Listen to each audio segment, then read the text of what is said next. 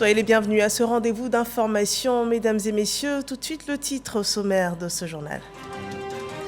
Conseil des ministres ce mardi 6 septembre sous la présidence du chef de l'État Alassane Ouattara, un conseil de rentrée au cours duquel 12 décrets ont été adoptés. Il porte entre autres sur la réglementation de la bourse et du secours financier de l'enseignement et également la création du poste de médecin spécialiste. Les grandes orientations de la prochaine année scolaire, la suppression des cotisations au bénéfice des COGES, la gratuité de l'inscription préscolaire et aux primaires dans les établissements publics. Pour cette rentrée 2022-2023, élèves et acteurs de l'école sont engagés sur le thème « Soyons des citoyens engagés pour une école de qualité ». Et puis au Royaume-Uni, la libérale Liz Truss, élue et nommée officiellement première ministre britannique par la reine Elisabeth II lors d'une audience ce mardi installée au 10 Downing Street. Elle a présenté ses 3 premières priorités de gouvernance, la situation économique, la crise énergétique et la santé publique. Bienvenue dans ce 23h. 12 décrets pris en Conseil des ministres ce jour. Un conseil de rentrée sous la présidence du chef de l'État Alassane Ouattara. Le compte-rendu est donné par Viviane Aïma. Le Conseil des ministres de ce mardi 6 septembre marque la rentrée gouvernementale et la reprise des activités après un mois de vacances. L'ordre du jour de ce Conseil des ministres de rentrée tenu sous la présidence du chef de l'État, le président Alassane Ouattara, comportait la signature de plusieurs projets de décrets, 12 au total. Il s'est agi, entre autres, d'accords de prêt dans le cadre de la lutte contre la Covid-19, d'accords de prêt pour l'amélioration du couvert forestier national, relatif également à l'attribution de permis de recherche minière, à la création d'un nouveau corps de métier dans le domaine de la santé au sein de la fonction publique. Le Conseil a adopté un décret portant création de l'emploi de médecins spécialistes, catégorie A, grade A4. Ce décret crée dans la famille des emplois à caractère scientifique et technique l'emploi de médecins spécialisés, catégorie A, grade A4. Cette mesure vise à pourvoir en personnel spécialisé tous les centres de santé construits dans diverses localités du pays en vue de répondre aux besoins urgents et croissants de nos populations en matière de soins de santé. L'accès à cet emploi se fera par concours direct ouvert à l'intention des médecins disposant du diplôme d'études spécialisées dans l'une des spécialités médicales. La reprise des activités du gouvernement se fait à un rythme cadencé. Ce mois de septembre enregistre 2 visites à l'extérieur du président de la République et du vice-président. La visite officielle au Vatican de son Excellence, Monsieur le Président de la République, M. Alassane Ouattara, président de la République de Côte d'Ivoire, le 17 septembre 2022. Cette visite s'inscrit dans le cadre du renforcement des relations d'amitié et de coopération entre la Côte d'Ivoire et le Saint-Siège. Le président de la République et son hôte saisiront l'opportunité de cette rencontre pour évaluer les relations bilatérales en notre pays et le Saint-Siège et, bien entendu, explorer les nouvelles perspectives. À la visite de travail à Washington, aux États-Unis d'Amérique, de son Excellence, Monsieur le vice-président de la République, du 10 au 13 septembre 2022. À l'occasion de cette mission, le vice-président de la République échangera avec les hautes autorités des institutions de Bretton Woods sur les questions économiques et financières liées notamment aux différentes crises que traverse le monde. Il s'agit entre autres de l'inflation mondiale, de la hausse des taux d'intérêt internationaux, de l'insécurité dans le Sahel, de la hausse du cours des produits pétroliers et des produits alimentaires. Ces échanges de haut niveau se situent dans la perspective de la signature d'un nouvel accord avec le Fonds monétaire international relatif à un nouveau programme économique et financier qui devrait permettre de renforcer et de consolider la résilience de notre économie. L'actualité récente en Côte d'Ivoire a fait aussi l'objet d'examens en Conseil des ministres. La libération le samedi 3 septembre des 3 soldats ivoiriens détenus au Mali et la situation des 46 autres militaires toujours en détention. Ce que nous pouvons vous assurer, c'est que les discussions se poursuivent.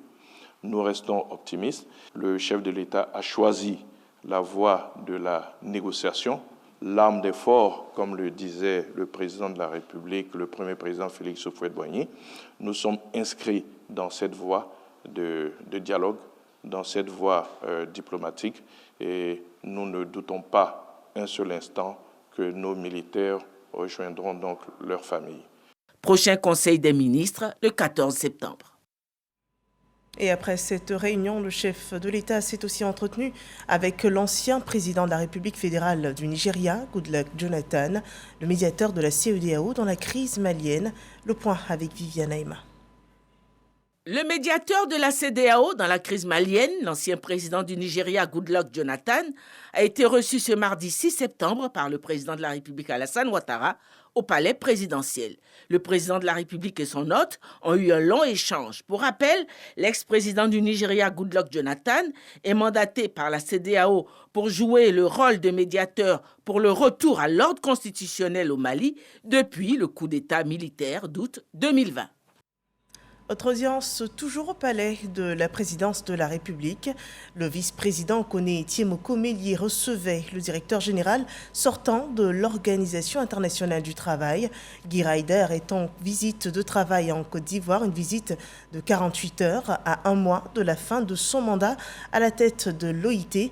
Il vient réaffirmer son soutien constant au travail de l'institution et de ses collègues en Afrique pour réaliser un travail décent pour tous. On regarde.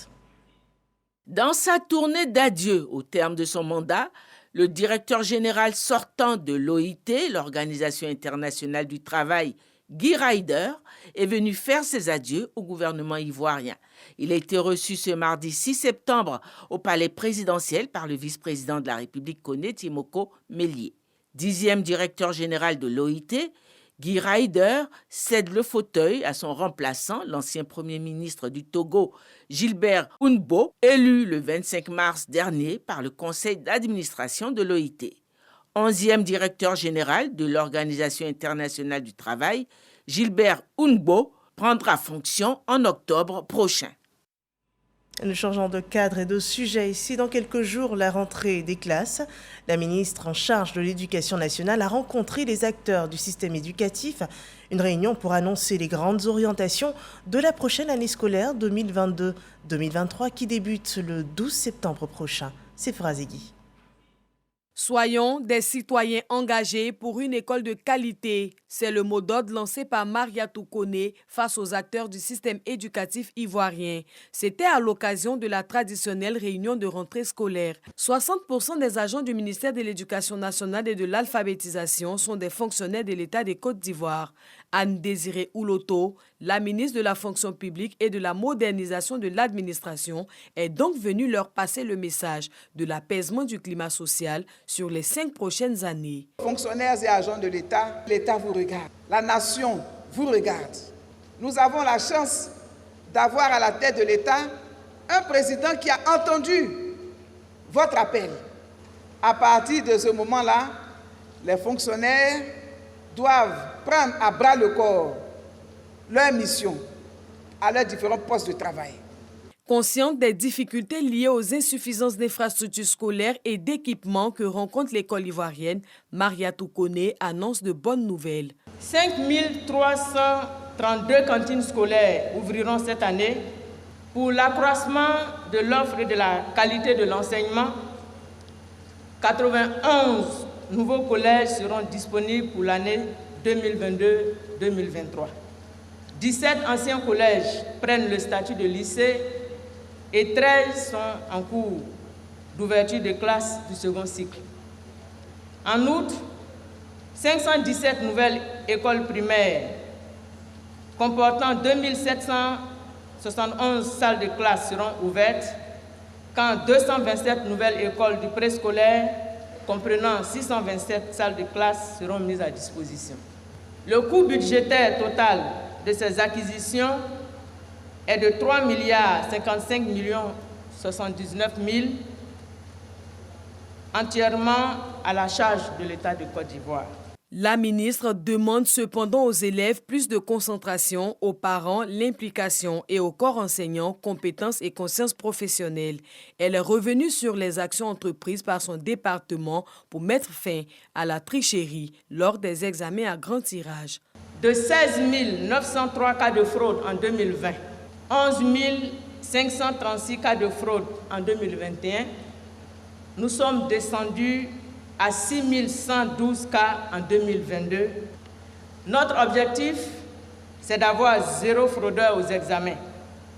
Nous sommes encore loin du compte, mais nous sommes sur le bon chemin. L'éducation est le socle du développement humain selon Mariatou Koné. Le ministère de l'Éducation nationale et de l'alphabétisation invite donc toute la communauté éducative à jouer sa partition pour que l'école ivoirienne retrouve ses lettres de noblesse. Pour rappel, l'inscription dans le préscolaire et le primaire public est gratuite. L'année scolaire 2022-2023 débute donc dans 6 jours. C'est une année qui comprend traditionnellement plusieurs périodes. Elle est subdivisée en 3 trimestres et elle se tiendra sur 32 semaines. Un découpage exposé dans ce reportage de Sephora Zegui.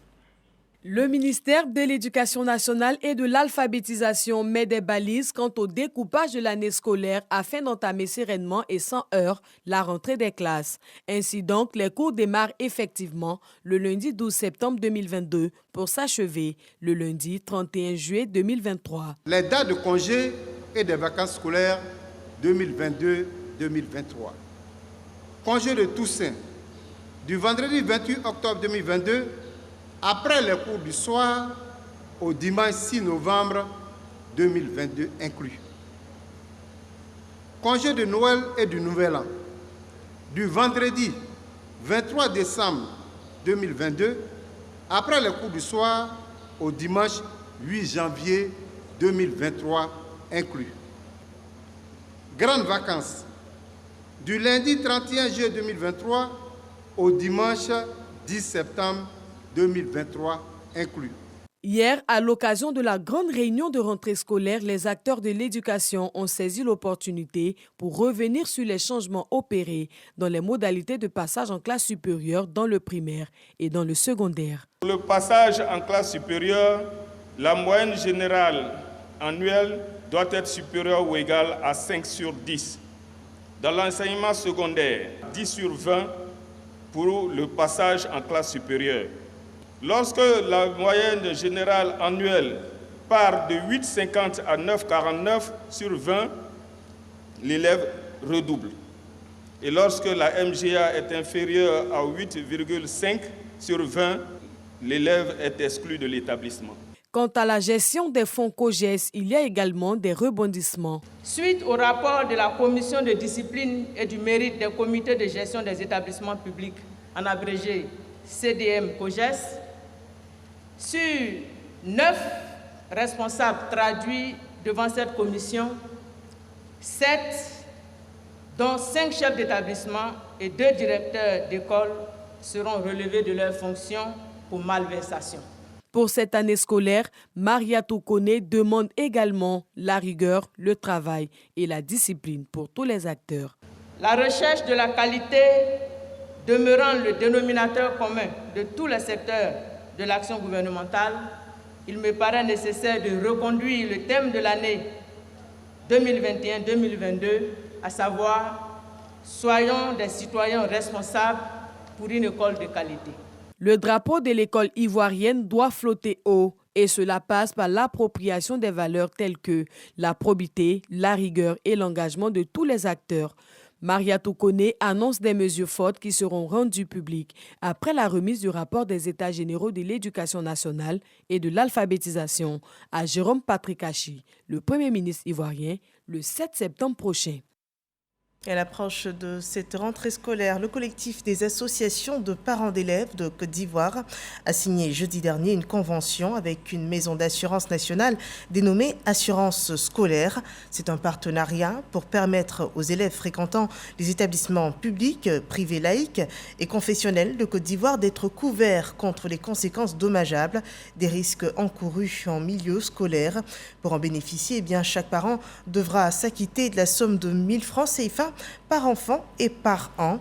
Les deux parties se sont engagées en présence du ministre de l'Éducation nationale et de l'alphabétisation.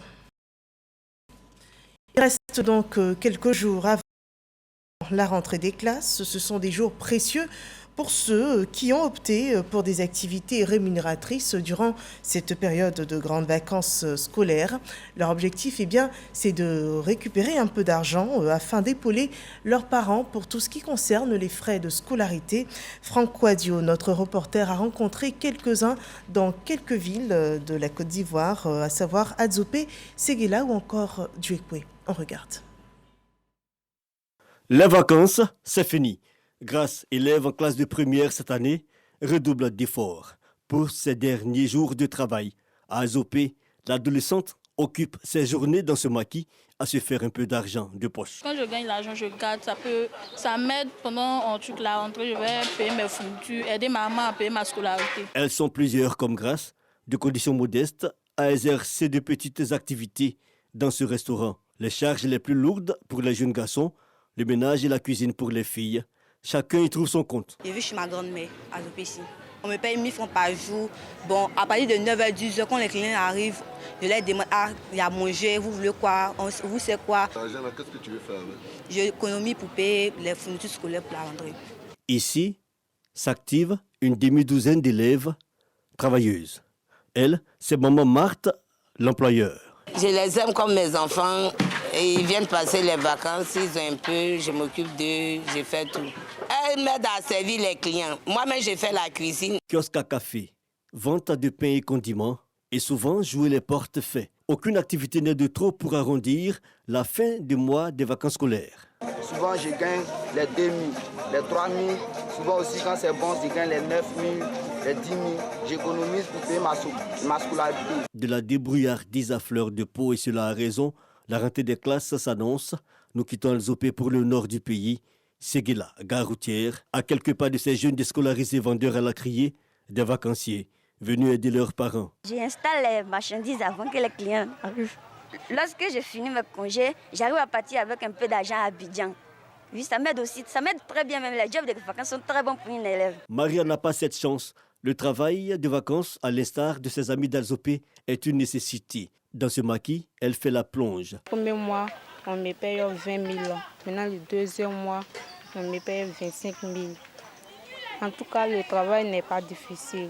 La présence d'enfants parmi le personnel, nullement de l'exploitation, mais une action à portée sociale, au dire de la patronne des lieux. Je les occupe pour ne pas qu'elles sortent. Et puis, je leur apprends à un jour, même si elles travaillent, elles sont fonctionnaires, à se prendre en charge elles-mêmes. Arrondir cette fin de mois de vacances scolaires, sûrement une belle idée. À Duékoué, ouest ivoirien, cet étudiant venu du Mali s'est plutôt inscrit dans la durée en attendant de retourner dans de meilleures conditions dans son pays. Je suis venu ici à Côte d'Ivoire le 1er avril 2022. Après avoir fait l'étude, j'ai eu la licence là-bas, mais comme je n'ai pas de travail, je suis venu ici. Des enfants au travail et de façon périodique, une réalité sociale qui n'échappe pas aux autorités gouvernementales. Déjà, en septembre 2019, 76 milliards de francs CFA avaient été consacrés à un plan d'action de 4 années visant à réduire la vulnérabilité socio-économique des familles, entre autres chapitres. Voyons cette autre image des vacances scolaires. Cette fois, un centre aéré installé pour 4 jours au sein de la caserne de la gendarmerie d'Agban. C'est un don à au moins 300 enfants de la fondation Light for Children. C'est un reportage de Prinel Assoumo commenté par Jean-Marc Tchadji. Occuper sainement les enfants de gendarmes durant la période des vacances scolaires. C'est l'objectif de ce programme dénommé Bekoun Vacances. Au menu, des jeux, des sketchs, des concours de danse et bien d'autres activités récréatives. Une initiative de la Fondation Light for Children. Étant déjà épouse de gendarme, je connais un peu les conditions scolaires d'un enfant de corps habillé. D'accord, ce qui nous a donné de pouvoir réfléchir et mettre en place un événement, d'accord, qui va déjà faire la promotion de messages éducatifs pour donner des vacances saines à nos enfants. Bekoun Vacances 2022 est parrainé par Eric Tabar. Je souhaite aux jeunes de participer avec fair play. Parce que c'est ça la devise, je crois, des gendarmes. 300 enfants de gendarmes réunis au camp de gendarmerie d'Agban participent à cette 3e édition. La gestion quotidienne de notre environnement, c'est le thème retenu pour cette année. Une séance de planting d'arbres est prévue au sein de la caserne. Bekoun Vacances dure 3 jours. Et la rentrée scolaire sonne également la fin des émissions de vacances sur RTI 1.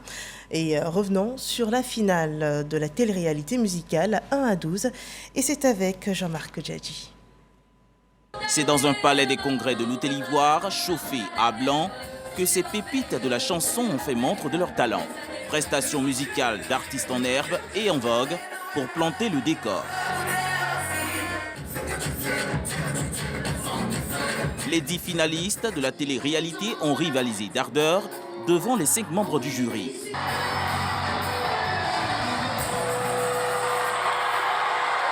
Les candidats sont notés sur la base de la rythmique, la justesse et la force de la voix.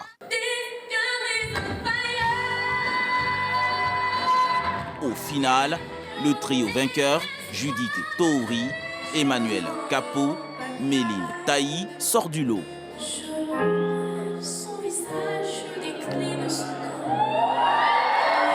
Elles recevront des ordinateurs portables, des tablettes éducatives, des kits scolaires, des lots en nature et numéraire et une production artistique. Lors des répétitions, on me reprochait que je ne chantais pas juste parfois, que je ne savais pas transmettre l'émotion. Et voici qu'aujourd'hui, j'ai fait de mon mieux et je suis 3e. Qu'ils viennent participer parce que ce n'est pas du jeu. Parce que aussi nous travaillons beaucoup et ils nous donnent aussi des bases. Ils vont semer la graine et puis la graine va pousser après. Je suis contente et un peu malheureuse pour mes camarades. Je leur dis de ne pas se décourager, même si elles ont perdu, elles n'ont pas démérité. Les fans et les spectateurs VIP ont pu apprécier le spectacle. Nous avons assisté à une très belle finale. Le niveau des enfants était très très élevé. Et nous sommes heureux, nous avons passé une très belle soirée. Et avant tout propos, je dirais merci d'abord à la RTI et Yes Communication pour avoir initié ce projet. Les enfants, c'est l'avenir de ce pays. Et si un enfant bien encadré, bien soutenu, est forcément un potentiel acteur de développement de demain. La télé-réalité 1 à 12 tend vers la maturité. Avec cette 3e saison, les équipes de Yes Communication et de la RTI visent très haut. L'éducation des enfants au travers du divertissement, une priorité pour la production. On a vu des enfants déterminés, des véritables professionnels. Les enfants qui ont su maintenir le niveau à la RTI, c'est un véritable satisfait. Nous ne regrettons pas d'avoir associé notre image à ce partenariat avec Yes Communication. Nous mettons l'accent sur l'éducation des enfants à travers certes des émissions ludiques, mais des émissions aussi éducatives. L'aventure prend fin après 10 mois de casting en Côte d'Ivoire et en France, avec au final 16 candidats. Les finalistes intégreront la fondation Ici on chante, initiée par Yes Communication et la RTI, la télé-réalité 1 à 12, une formation à la vie pour les enfants âgés de 1 à 12 ans qui mérite une grande attention.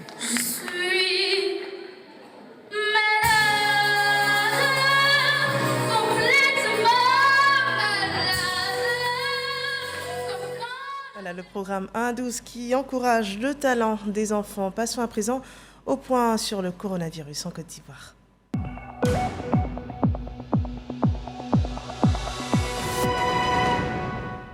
Ce 6 août 2022, 16 nouveaux cas sont annoncés dans le pays, également 18 nouvelles guérisons et malheureusement un cas de décès. 31 cas restent encore actifs. Il faut faire encore attention, le virus est bien présent et à cette date, notez qu'au moins 18 478 414 doses de vaccins anti-Covid ont été administrées sur l'ensemble du territoire ivoirien. Parlons de culture à présent. La ville d'Abidjan abrite actuellement la 22e édition du Clap Ivoire, un concours de court-métrage des jeunes réalisateurs de l'espace UEMOA. Quelle stratégie commune pour une industrialisation efficiente du cinéma dans l'espace UEMOA? C'est le thème retenu pour cette édition qui se déroule du 5 au 9 septembre 2022. Françoise Remarque, ministre de la Culture et de la Francophonie, et Gustave Diasso, représentant résident de l'UEMOA en Côte d'Ivoire, ont procédé à la cérémonie officielle de lancement de l'événement. C'était hier, lundi 5 septembre, dans la commune de Cocody. Parlons de médias, développement des médias en Côte d'Ivoire. Le régulateur des médias audiovisuels en Côte d'Ivoire renforce ses outils de monitoring des médias. La Haute Autorité de la Communication Audiovisuelle, la HACA, a ainsi inauguré ce mardi le nouveau centre de monitoring et de suivi des programmes audiovisuels dans le pays. Le reportage de Evelyne Yoboué et Abou Sanogo. Un joyau pour la Haute Autorité de la Communication Audiovisuelle de Côte d'Ivoire, HACA. Un centre d'observation des programmes audiovisuels du régulateur des médias ivoiriens lui est mis à disposition par la Haute Autorité de la Communication du Royaume du Maroc. Ce centre est doté d'une solution technologique totalement développée et brevetée, dénommée HACA Media Solutions Pluralisme. Cette technologie permet de capter et de stocker des contenus audiovisuels et également de traiter l'information dans le cadre du suivi du pluralisme d'expression dans les médias audiovisuels. Les relations maroco-ivoiriennes sont placées sous les meilleurs auspices possibles. Elles sont en effet fondées sur une convergence de valeurs, une fraternité agissante et une estime mutuelle. Mais le plus important, et surtout, ces relations se nourrissent et se renforcent en permanence grâce à l'impulsion déterminée et visionnaire de Sa Majesté le Roi Mohamed VI et de son Excellence Monsieur le Président Alassane Ouattara. Cette solution technologique brevetée est le fruit de la signature d'une convention de partenariat et de coopération entre la Haute Autorité de la Communication Audiovisuelle de Côte d'Ivoire et la Haute Autorité de la Communication du Royaume du Maroc du mardi 22 septembre 2020. Cette coupure symbolique du ruban marque donc son inauguration. La coopération entre le Royaume du Maroc et notre pays est exemplaire. On note que cette coopération est vraiment renforcée dans tous les domaines. Et nous nous réjouissons que dans notre secteur de la communication et de l'économie numérique, cette coopération soit encore dynamique. La mise à disposition de cette solution performante permettra au nouveau centre d'observation des programmes audiovisuels ivoiriens d'assurer le suivi des programmes 24 heures sur 24, 7 jours sur 7, de 60 services radiophoniques, de 12 services télévisuels émettant dans la région d'Abidjan, ainsi que 36 services radiophoniques qui émettent dans les régions de Bouaké et de Korogo.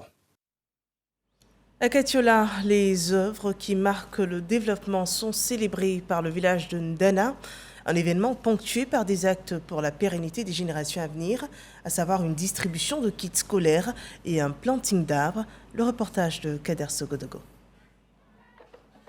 Les populations de Ndana, village communal situé à 6 km de Katiola, sont en fête. Elles saluent l'électrification de leur localité qui vient compléter les autres actions initiées en leur faveur par le président de la République.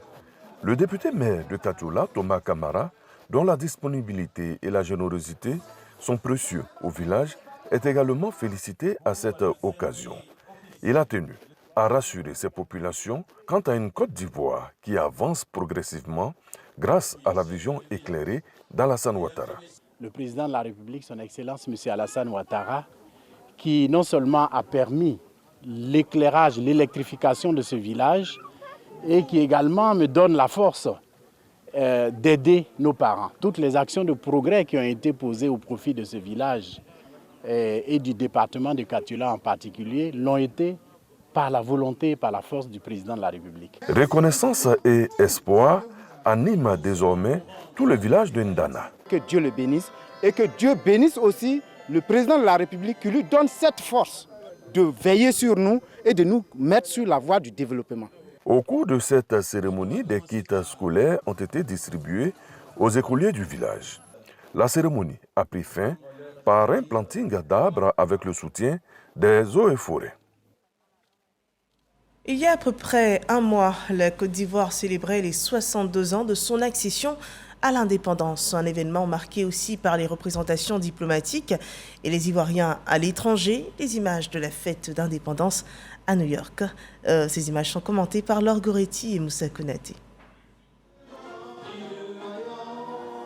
Hymne national ivoirien, puis celui des États-Unis chanté à l'unisson pour célébrer le 62e anniversaire de l'accession à l'indépendance de la Côte d'Ivoire. Cette cérémonie a été organisée conjointement par la mission permanente de la Côte d'Ivoire auprès des Nations Unies, le Consulat général de Côte d'Ivoire à New York et le service de promotion économique de la Côte d'Ivoire, aux États-Unis, au Canada et au Mexique. Les festivités se sont tenues en présence de l'ambassadeur de la Côte d'Ivoire à Washington, Ibrahima Touré, et du consul général de Côte d'Ivoire à New York, l'ambassadeur Enza Kamara. De citoyens ivoiriens, de plusieurs membres du corps diplomatique et des représentants de la municipalité de New York. L'ambassadeur Adam Kakou Léon, représentant permanent de la Côte d'Ivoire auprès des Nations Unies, a rappelé les progrès remarquables du pays au niveau économique, social et du développement. Le riche patrimoine culturel ivoirien a été présenté à cette occasion aux nombreux invités pour traduire la paix retrouvée en Côte d'Ivoire. Un vent de cohésion sociale qui devrait, selon les intervenants, également souffler au sein de la communauté ivoirienne vivant aux États-Unis. Et nous poursuivons avec l'actualité hors de chez nous. Au Royaume-Uni, la libérale Liz Truss, élue hier première ministre britannique, succède à Boris Johnson avec pour défi immédiat de s'attaquer à la crise historique du pouvoir d'achat qui frappe le Royaume-Uni. Âgée de 47 ans, elle est la troisième femme à diriger le gouvernement britannique après Margaret Thatcher et Theresa May. Liz Truss, qui a mené une campagne très à droite axée sur les baisses d'impôts, a présenté ce jour à Downing Street ses trois premières priorités, la situation économique, la santé publique, la crise énergétique. Et sur ce point, elle souhaite la mise en place d'un programme ambitieux, notamment pour réduire les coûts énergétiques des citoyens anglais. Voilà qui met un terme à cette édition d'information. Merci de nous avoir suivis.